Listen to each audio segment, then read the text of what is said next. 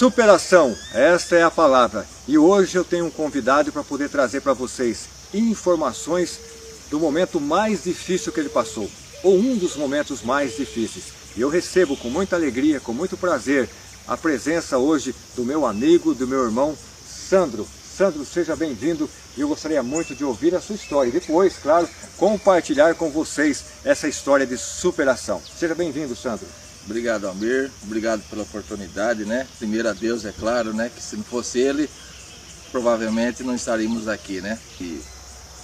Foram momentos difíceis, né? E quando começou tudo isso, Sandro? Isso, Almir, foi em 2014. Faz tempo já, né? Faz já 11 anos, graças a Deus. Mas um tempinho antes, vou falar do câncer, né? É uma palavra assim difícil de expressar, né? É uma palavra assim difícil, né? Mas passou, né? Só que a minha mãe, eu estava acompanhando ela estava com um tratamento muito difícil, com muitas dores, sabe? Foi muito difícil para ela. E né, a gente cuidando, né? Minhas irmãs. Você estava dando todo o apoio para sua mãe. Isso, exatamente. As minhas irmãs, né? Mais, né? Família envolvida com essa situação. Exatamente. E quando foi um certo dia, eu tinha um escritório de representação. E os meus colegas falaram: Sandro, tá meio esquisito, tem uma bolinha aqui, né? Eu fui fazer a barba, claro, eu percebi. Mas, né, a gente acha que era uma íngua porque eu estava com dor nas costas. Mas, né, e ela foi aumentando, né? E eu fui fazer um exame no médico, aqui em Ibitinga. E o médico, nossa, ele foi, para mim, foi um dos melhores médicos, né? Porque Deus sempre coloca as pessoas certas na hora certa, né? E com aquele sofrimento da minha mãe, e eu vi aquilo, né? Falei assim, deixa eu correr, né? Para ver o que era. Aí só que ele olhou os exames e fez uns exames de imagem. E ele falou assim: olha, Alessandro, eu não consigo enxergar além disso. E ele me indicou 3 médicos, né? E especialista em pescoço e cabeça. E eu fui em Jaú. E chegando em Jaú, né, ele olhou e falou assim: ó, tem que tirar para mandar para biópsia. No outro dia fui lá novamente e ele, né, até foi no Amaral de Carvalho, né, um hospital que me deu uma assistência gloriosa, graças a Deus. E ele naquela operação, ele falando para a enfermeira assim: é linfoma, né? Mas eu não sabia que era linfoma, né? E né, ele tirou, falou assim: daqui uns dias vem a biópsia e a gente vai ver como fazer. Eu cheguei em casa automaticamente, né? Eu já entrei no computador lá, minhas pernas bambeou. É isso que eu ia perguntar para você. Na medida que você esteve no Amaral Carvalho, que você já começou a sofrer esse processo de investigação para saber o que estava acontecendo com você, e após essa pesquisa que você fez, como que você se sentiu? Você já disse para mim que as pernas já ficaram trêmulas, né? Você já perdeu ali o equilíbrio emocional. Então sim, foi um primeiro impacto que você teve, foi aí. Rapaz, foi muito difícil. E tanto que quando eu pesquisei, porque o ser humano, né, a gente automaticamente... Sim, a gente é curioso, claro, faz parte, né? E eu falei: nossa, eu tô com a mesma coisa que a minha mãe, as minhas pernas, né? E eu falei: eu já comecei a sentir minhas dores por dentro, né? Sim. Mas só que como fala de superação, que é uma palavra assim, né, muito forte, graças a Deus, e por isso que a gente tem que ter, né, uma sintonia, você e Deus, porque se não fosse Ele, né, e o que aconteceu, demorou 12 dias para vir essa biópsia. Até ela vir, você já imagina como que eu estava, né? Porque gerou ansiedade, gerou preocupação, desejo de saber o que estava acontecendo realmente. Então foram 12 dias muito difíceis para você. E nesse meio dos 12 dias, minha mãe faleceu. Eu me lembro, né? Eu vi a sua mãe pela última vez quando ela estava indo para Itápolis, colocando na ambulância, eu estava no hospital. Então, ali foi meu último momento que eu vi sua mãe. Porque eu tinha um contato muito grande com ela também, né? Ela me tratava como filho. Sim, minha mãe era... Para quem conheceu minha mãe, né, sabe? Então, a partir dali que você recebeu essa notícia, e depois? Então, eu sua mãe faleceu? Exatamente, a minha mãe faleceu, só que eu nem falei para ela, né? Nem precisava falar. Não tinha necessidade, entendeu? Né? E tanto é que quando você falou da ambulância, a ambulância teve que entrar dentro de casa, da casa dela, com a maca, porque era até difícil de segurar ela, tanta dor, né? Mas, né?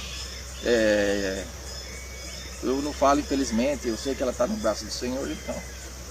Mas foi assim. Aí essa biópsia veio, né? E eu também fazia gravação, né? No encontro da igreja, né? E naquele último momento também Deus tinha falado, usando um servo de Deus, falando para mim que para mim não se preocupar. Mesmo você estando uma situação muito complicada, mas veio um conforto do céu, te dando uma direção que para você acalmar o teu coração. Exatamente, porque só 2 pessoas sabiam, fora Deus, né? Claro. E essa pessoa era de fora, aí Deus usou ela para falar para mim, não deixar de falar do amor dele por onde eu ia passar, só que eu ia passar. Então o que aconteceu, que a minha vida estava na mão dele. Então foi o que aconteceu. Minha mãe faleceu, né? Aí quando foi dia 17 de março, foi a minha primeira quimioterapia. Aí nesse meio tempo o médico já tinha me encaminhado para Amaral de Carvalho, né? E o Dr. Lucas de Botucatu, eu falei para ele, expressei o que a minha mãe já tinha passado e eu não queria passar, e para ele ser o mais sincero possível, né? E ele falou, ó, o seu linfoma, chamado linfoma da célula do manto, que era um dos mais difíceis, agressíveis e difíceis de tratar. Só que eu falei para ele assim, eu tenho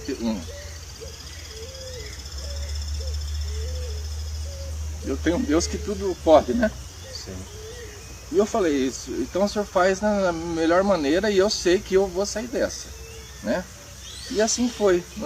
A minha primeira quimioterapia foi o dia do meu aniversário, 17 de março. Puxa vida, então no dia do seu aniversário você estava lá fazendo sua primeira quimioterapia. Exatamente. Poderia ser uma data para você estar comemorando, celebrando a vida. Sim. Você estava enfrentando a morte. Exatamente. E eu ali falando para o recepcionista, do amor de Deus, do enfermeiro, pro médico, para a mulher que trazia o alimento ali. Então eu não deixei de falar, sabe? Mas eu estava ali tão confiante, para você ter noção, que para mim é como se fosse uma gripe. Para mim, entendeu? Sim. Eu sei que o meu corpo por fora estava já começando a debilitar de tanta quimioterapia, mas eu tinha confiança que eu ia voltar para casa, né? Claro que eu ia fazer a quimioterapia lá cada 21 dias e isso derrubava, sabe? Derrubava. E esse tratamento, eu tinha que fazer um transplante de medula. Só que tem 2 tipos de transplante. Eu não lembro o outro, que seria de você para mim. Ah, sim. E o autólogo. Você é o doador, né? Se for compatível. Exatamente. É isso, né? E tem o outro que eu chamo autólogo, que é de mim para mim mesmo. Entendi. Que ainda dava para retirar a minha célula boa, né? A gente ia coletar a célula boa e armazenar. Isso. Preservar ela. Exatamente. Aí eu fiz é como se fosse uma hemodiálise. Eu andava com um catéter aqui, né? Esse catéter entrava naquela máquina e voltava e separava um líquido rosinha assim, que seria minha célula-tronco. E isso foi um tratamento horrível, porque começa a amortecer sua boca assim, sabe? E você tem que ficar 5 horas ali que você não pode mexer. E eu fiz isso por 4 vezes. 4 vezes. E foi armazenado. Até eu esperar para mim ter um quarto ali, então eu esperei alguns dias. Isso foi, eu fiz em setembro, agosto e outubro. E quando foi dia 1º de novembro, surgiu uma vaga de um quarto, para mim já começar a fazer o meu transplante, entendeu? Introduzir aquela célula-tronco em mim novamente, né? Então praticamente você se sentiu uma pessoa sem vida. Não, sem vida. Tanto é que eu não tinha... eu já sou branco, né? Mas eu não tinha pelo, não tinha nada, aquela cara de doente, porque... Né, debilitado, alimentação, né? Exatamente. Tudo estava exatamente sufocando, né? Eu fiquei assim numa situação muito difícil, sabe? E tanto é que tinha dia para... A quimioterapia era tão forte, que às vezes o meu filho me levantava do chão, puxando eu pela calça, porque eu não tinha força. Você fica numa situação tão difícil, você não tem força.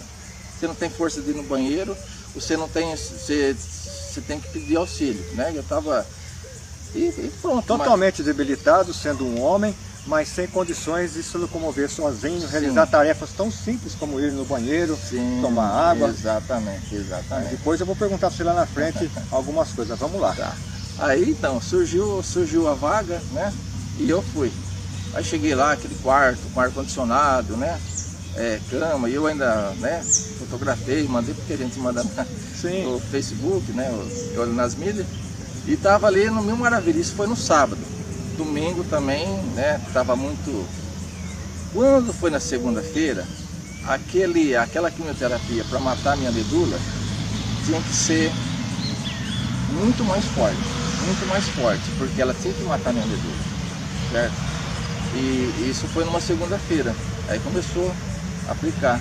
Só que demorou, se eu não me engano, uns 4 dias para depois implantar a minha medula boa.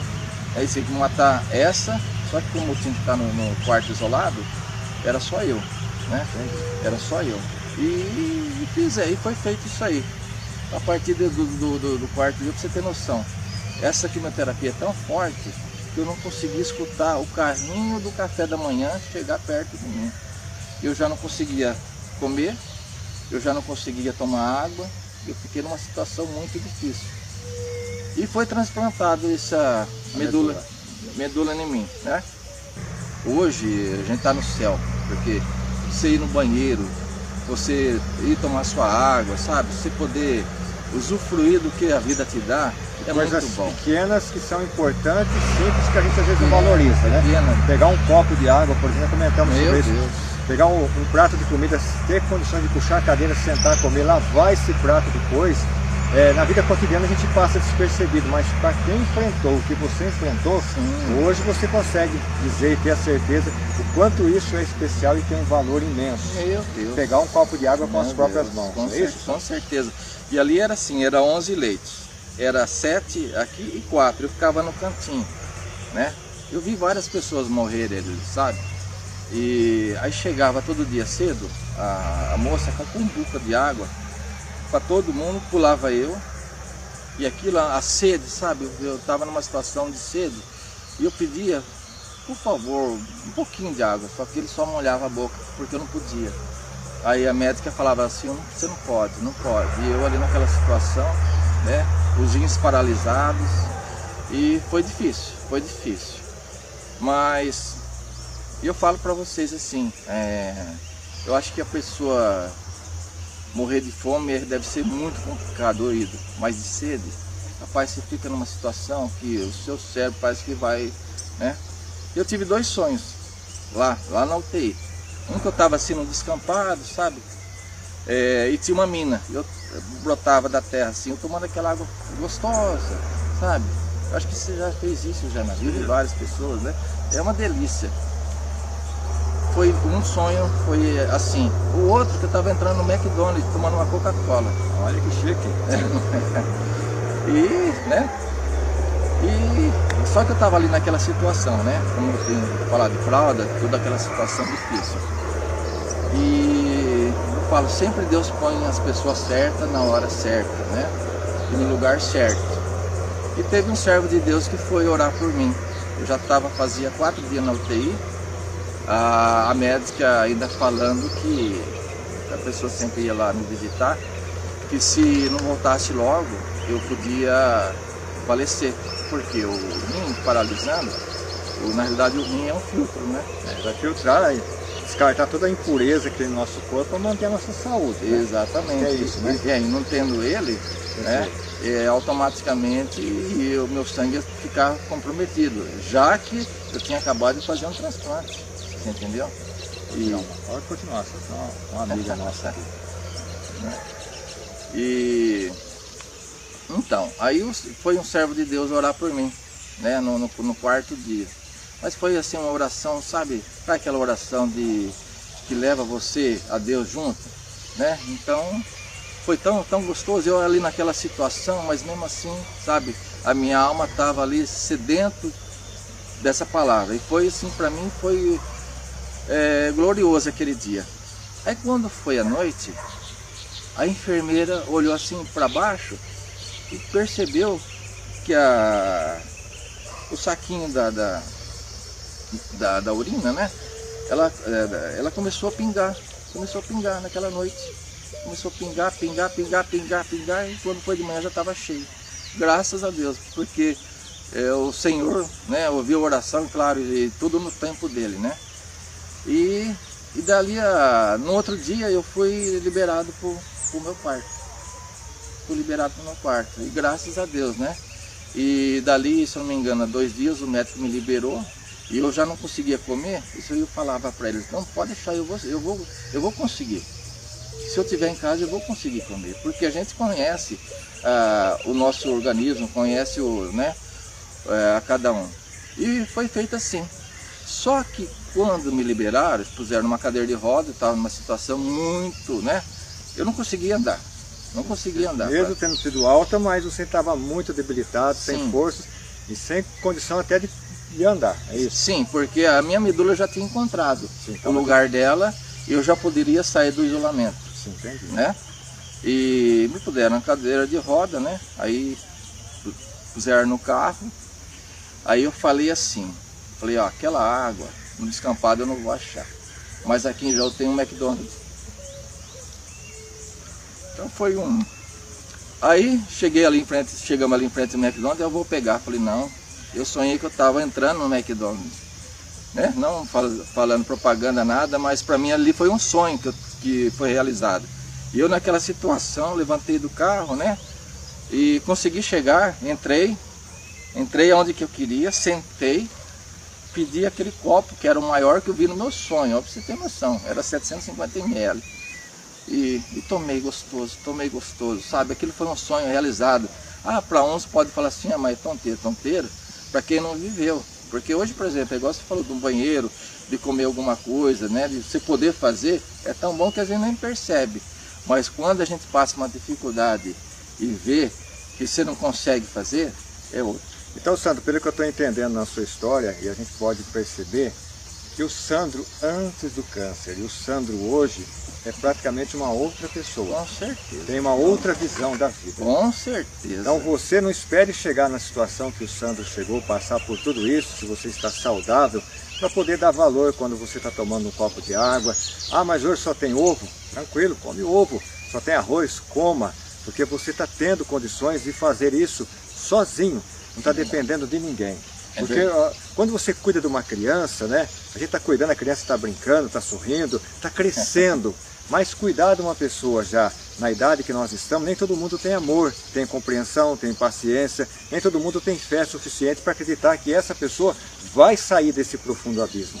E o que eu percebo aqui na nossa conversa, nós não estamos aqui pregando religião, nem falando de paredes, de templo. Nós estamos falando de Deus através da fé. Sim, isso é fé. Exatamente. Se você conhece a Bíblia, né, ou se você não acredita na Bíblia, a questão é sua, não vamos gastar energia para convencer ninguém aqui. Mas eu quero dizer que sempre Jesus disse para a pessoa, a tua fé te curou, a tua fé transformou a sua vida.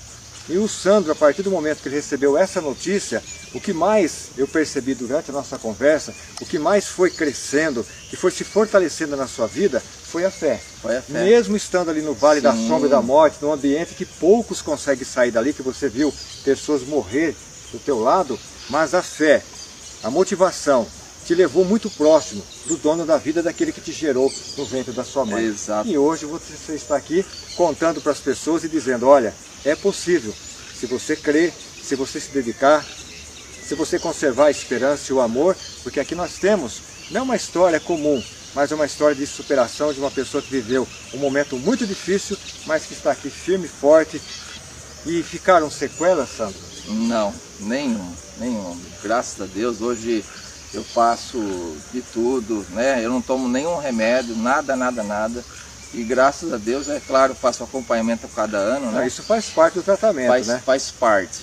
Mas graças a Deus, hoje eu sou assim, outra pessoa, tanto material como espiritual, né? Material que eu falo do meu corpo. Porque você tem comentado até do ovo. A primeira coisa que eu pedi para fazer para mim foi um arroz branco e um ovo. Então. Que delícia, sabe? E coisa que ali eu tinha, mas eu não conseguia. Eu tinha a Bíblia ali, mas eu não conseguia ler. Você entendeu? Ó, pra você ver, às vezes a gente tem tanto tempo, né? É difícil às vezes pegar um versículo, né, na Bíblia e olhar. E eu levei a Bíblia, levei notebook, tudo para mim, mas no final era tanto assim, o sofrimento que eu falo, né, que graças a Deus passou, mas eu tinha tempo, mas eu não tinha força. Nós, em qualquer área da vida, passamos momentos difíceis. Uns passam na vida financeira, no casamento, outros passam com enfermidades, outros têm problemas com drogas. Nós somos seres humanos, não somos perfeitos. Mas uma coisa eu sei, aquele que nos formou no ventre da nossa mãe tem poder de fazer de cada um de nós um vaso novo, como eu já ouvi muitas pessoas dizer. E o Sandro é um exemplo de superação, um exemplo de pessoa que teve dificuldade até para tomar água, passou sede. Imagina, você não ter condições de tomar um copo de água, apenas ter um algodão ali molhando os seus lábios para você mais ou menos entender que a água estava passando por perto. Mas mesmo assim, hoje ele está aqui firme e forte, e eu agradeço muito, Sandro, a sua presença, o seu testemunho, e eu espero que vocês aí possam guardar no coração e colocar em prática, porque realmente o Sandro se tornou e sempre será um homem vencedor. Amém. Alguma coisa a acrescentar aqui na nossa primeira entrevista? Que Deus venha abençoar você aí, né, que às vezes um vídeo desse pode alcançar muitas pessoas até do outro lado do mundo, né? Com certeza, né? Deus venha abençoar e lembrar que existe um Deus que tudo pode e tudo Ele faz. Apesar da circunstância, apesar de tudo, crê. E eu criei e hoje estou aqui, graças a Deus. Louvado seja Deus. Amém. Então, meu amigo, o que nós fizemos aqui hoje foi espalhar uma semente do bem. Se essa semente não cabe na sua vida, mas por favor, compartilhe esse vídeo, porque tem alguém esperando por ele, tem alguém que está hoje chorando, desesperado, porque acabou de receber uma notícia parecida com essa que o Sandro recebeu. Porque a vida do Sandro não foi fácil. Perdeu a mãe, de repente estava internado, de repente estava na UTI, de repente o médico disse, olha, não tem jeito, mas tem sim. Deus é aquele que tudo pode. E para terminar, Paulo escreveu, tudo posso naquele que me fortalece. Então é isso que nós queremos deixar aí no teu coração. Tudo posso naquele que me fortalece. Sandro, que Deus te abençoe, que a presença de Deus continue na sua vida, que você continue propagando e falando do amor de Deus enquanto nós estamos aqui.